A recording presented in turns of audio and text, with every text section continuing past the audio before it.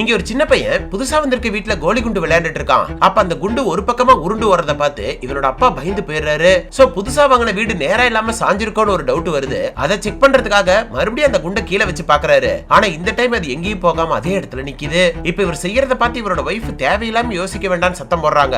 இவரும் அதை பெருசா எடுத்துக்காம விட்டுறாரு. பார்த்தா அன்னைக்கு நைட்டு பயங்கரமா மழை பெய்யுது. அதுல இவரோட அபார்ட்மெண்ட் மட்டும் மேல இருந்து கீழே வரைக்கும் விரிசல் விட்டுக்கிட்டே போகுது. அது மட்டும் இல்லாம அந்த பில்டிங் இருக்கிற இடம் மட்டும் ஒரு இன்ச்சு கீழே இறங்கிடுது. ஆனா அது நைட் டைம்ங்கிறதுனால யாரும் நோட் பண்ணாம விட்டுறாங்க. அடுத்த நாள் காலையில இவர் வேலைக்கு கிளம்பும் போதுதான் தரையில பெருசா விரிசல் விட்டு இருக்கிறத நோட் பண்றாரு. சோ உடனே பில்டருக்கு கால் பண்ணி அது என்னதுன்னு செக் பண்ண சொல்றாரு. அதோட அந்த பிரச்சனை முடிஞ்சதுன்னு பார்த்தா அடுத்த நாள் இவங்க பில்டிங்ல இருக்கிற ஒருத்தர் பக்கத்து பில்டிங்ல இருக்கிற ஒருத்தர் கிட்ட பேசிட்டு இருக்காரு. சடனா அந்த இடத்துல இடி விழுந்த மாதிரி சத்தம் வருது. அடுத்த செகண்டே அந்த பில்டிங் கீழே இறங்க ஆரம்பிச்சிருது. உடனே பக்கத்துல இருக்கிறவர்கிட்ட போலீஸ்க்கு கால் பண்ண சொல்றாரு. சரி ஏதோ ஒரு அடியில இறங்கிட்டு நின்னுடுன்னு பார்த்தா அந்த பில்டிங் அடியில சிங்க் ஹோல் உருவாகி கீழே போய்கிட்டே இருக்கு. இப்ப அந்த பில்டிங்ல இருந்தவங்க 100 அடி ஆழத்துல குழியில மாட்டிக்கிறாங்க.